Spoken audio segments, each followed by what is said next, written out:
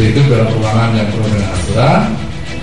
Jadi tetap kita tegas, tetapi tidak keluar dari aturan yang menjadi kesepakatan. Kita nggak ada cara lain. Tegas kita. Tenggelamkan, nggak ada no way, nggak ada pilih-pilih kasih, nggak ada usaha.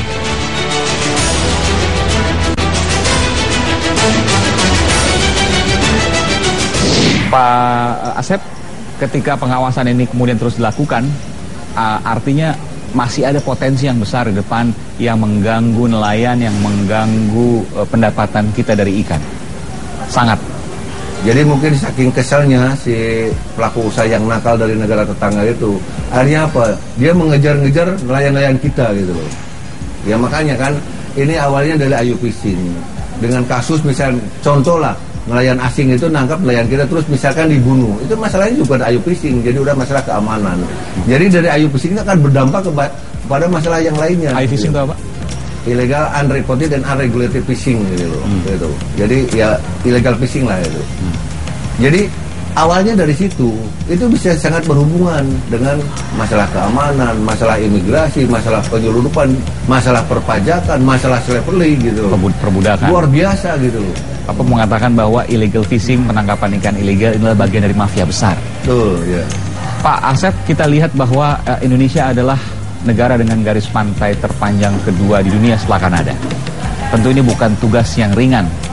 Ada triliunan dari Bapak katakan di sana potensi sumber daya kelautan dan perikanan.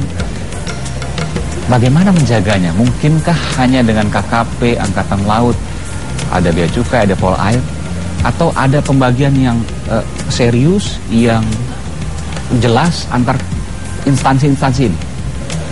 Oke, jadi saya selama menjabat Dirjen ya, saya selalu merangkul terhadap aparat penegak hukum yang melakukan kegiatan yang sama di laut untuk penegakan kedaulatan hukum. Saya kasih contoh aja misalkan TNI AL, Pol Air kita, KPLP, Menhub, Bea Cukai, dan lain sebagainya. Ya sekarang saya mengajak, mari kita sama-sama selamatkan itu dengan kapasitas, dengan kemampuan, dengan tupoksi masing-masing. Jangan-jangan kalau ketemu doang, kalau harapan doang, nggak ketemu Pak, karena jangan-jangan nanti bisa satu daerah jaganya bareng-bareng, tapi ada daerah lain yang tidak dijaga. Nah, di sini kan kita ada MOU, ada PKS dalam hal dengan SOP, cara operasional bersama. Kita dengan TNI AL dengan KKP melaksanakan itu. Nah itu perlu di-OU-kan terus menerus. Saya kira sekarang konsepnya itu mau apa tidak kita kan gitu aja. Kalau mau saya yakin semua bisa. Sekarang dari KKP ya sudah didukung 100% minyaknya itu. Oh ya, KKP ini. Minyak maksudnya BBM. BBM dukungannya itu. Jadi kita sepanjang tahun bisa mengawasi cakupan wilayah yang begitu luas, tapi sesuai kemampuan kita. Sesuai kemampuan KKP. KKP kan hanya 27 kapal dengan paling besar itu 42 meter. Nah, sekarang bagaimana dengan TNI AL, bagaimana dengan Pol Air? Kalau dari TNI AL, Pol Air ataupun instansi yang lain didukung 100%, saya yakin dengan kita pembagian tugas wilayah pengawasan dengan sesuai tupoksi masing-masing, dengan kita berkoordinasi yang ketat, dengan kita punya komitmen yang sama untuk menyelamatkan sumber daya alam, insya Allah lah, semua akan tercover. Terkait antar instansi tadi, kalau saya katakan, Bapak mengatakan kalau dan insya Allah, artinya belum ada koordinasi yang baik ya Pak? Sudah, hanya sekarang lebih ditingkatkan lagi. Bapak mengatakan kalau? Dengan cara tadi itu, hilangkan ego sektoral. Masing-masing punya payung hukum, banyak contoh-contoh yang di kita ada Ayu Fishing, di kementerian yang lain memberikan izin masuk ke kita. Itu kan yang kayak gitu tuh ke depan tidak boleh terjadi lagi gitu. Arti koordinasi masih di PR. Betul. Jadi ini sekarang kami ini koordinasi dari Menko Polhukam yang baru itu kan. Yang penting itu koordinasi, betul. Tanpa koordinasi maka target tidak tercapai dan pemborosan terjadi. Betul. Terima kasih. Oke. Pak Laksamana Muda Purnawirawan Asep Burhanuddin, Dirjen PSDKP Kementerian Kelautan dan Perikanan. Telah memberikan waktu di program lain. Terima kasih Pak.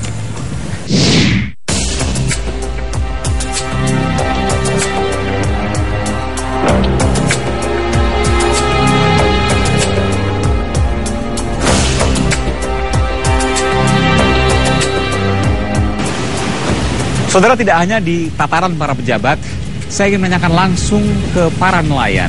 Adakah perubahan yang mereka rasakan? Saya menuju ke tempat pelelangan ikan di Pelabuhan Pontianak, Kalimantan Barat.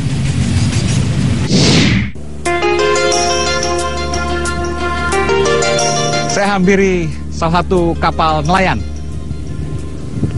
Permisi, Pak.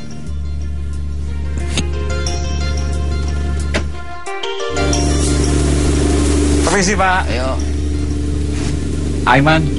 Suprapto. Pak Suprapto. Terima kasih Pak Suprapto bersedia untuk diwawancari program Aiman. Pak Suprapto, saya mengganggu sebentar ya, Pak. Tidak. Bapak nelayan mau melaut lagi nih, Pak? Iya, Udah siap-siap mau berangkat nih, Pak? siap mau berangkat nih. Saya ganggu sebentar ya, Pak? Iya. Kalau nangkap, Pak, saya mau tanya ke Pak Suprapto. Iya.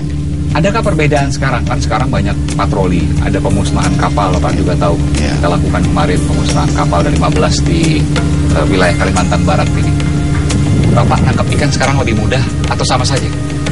Sekarang nih semenjak adanya penangkapan, pemusnahan, penangkapan itu sepertinya agak gampang. Bapak lebih gampang? Nah, Berapa, Pak? Biasanya berapa dulu ya? Sekarang dapatnya berapa? dulunya biasa dapat 2 ton, 3 ton, sekarang mungkin 4 atau 5, Oh, betul Pak, lebih gampang ya? lebih gampang. Lebih mudah apa nggak Pak? Atau sama aja? Oke, dari hasil sisi tangkapan lebih banyak. Ya, Tapi dari sisi cara menangkap, terus kemudian kemudahan menangkap, adakah perbedaan? ya ada juga. Ya kayak dulu kan misalnya sampai jauh daerahnya. Berapa sekarang kan mil laut itu?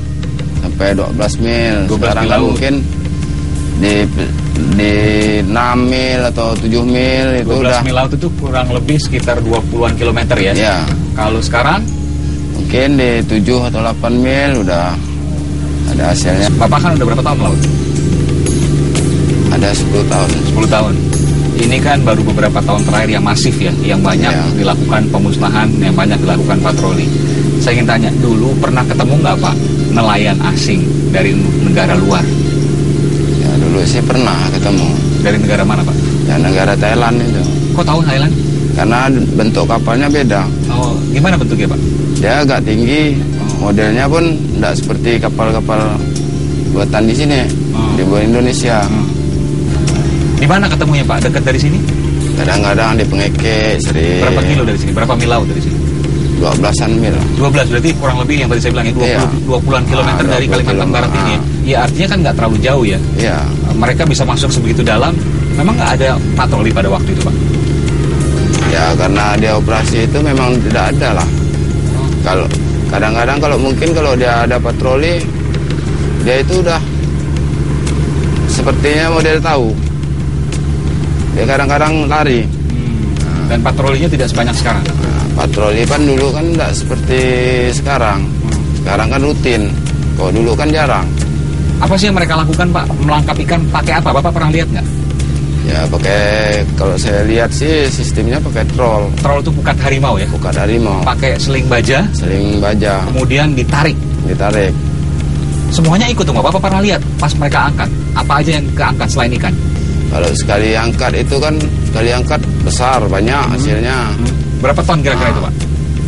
Itu sekali angkat mungkin main 1 ton atau 2 ton. Sekali angkat itu ya? Nah, dia kadang-kadang operasi 2 kapal 1 jaring. Ditarik gitu. Nah, Jadi disapu sepanjang jalan itu. iya. Apa aja yang keangkat itu Pak? Selain ikan tadi Bapak lihat. Ya kalau udah nambahkan troll ini kan kadang-kadang apapun juga masuk. Karang. Karang pun bisa. Ya namanya troll, sistem paksa, sistem tarik. Semua rusak Pak, Nah. ekosistem rusak. Ekosistem tetap rusak. Biasanya kalau karang rusak, tadi ada akar-akar rusak, susah nyari ikan di situ. Ikan udah nggak ada itu. Ikan sudah, bukan tidak ada. Ikan pasti ada, tapi semakin mengurang. Pertumbuhan dia kan sekarang rumahnya. Karang itu Biasanya rumahnya. rumahnya. Sekarang ikan tuh biasanya main di situ beranak. Sekarang rumahnya ndak ada kan? Dia pindah. Semakin pindah. Ada sih ikan, tapi kan dulunya seandainya penghasilannya bisa banyak, sekarang kan semakin mengurang gitu. Pak, Bapak mau laut nih kan Pak? Ya. Berapa hari biasa di laut Pak? Kalau untuk kapal esesan seperti ini, Kapal es bilangnya. ya kapal esan, paling ya belasan hari masuk. Belasan hari Pak? Nah, Belasan hari itu 6 ton tadi Bapak katakan. Kalau mereka pukat harimau sekali saja 1-2 ton. nah. Iya. Iya. Bapak belasan hari 6 ton itu, baru bisa 6 ton. Baru bisa. Berapa belas hari tepatnya? Biasa 12, kadang-kadang 13 hari. Jadi esnya harus disiapkan dong, Pak? Ya siap. Udah siap nih es? Udah siap. Boleh nggak saya lihat, Pak? Boleh. Jadi sekali nangkap paling kecil 5 kilo. Sementara kalau nelayan Thailand pakai pukat harimau, sekali tarik ya. Iya. Dengan 2 kapal itu tadi Bapak Iya. katakan,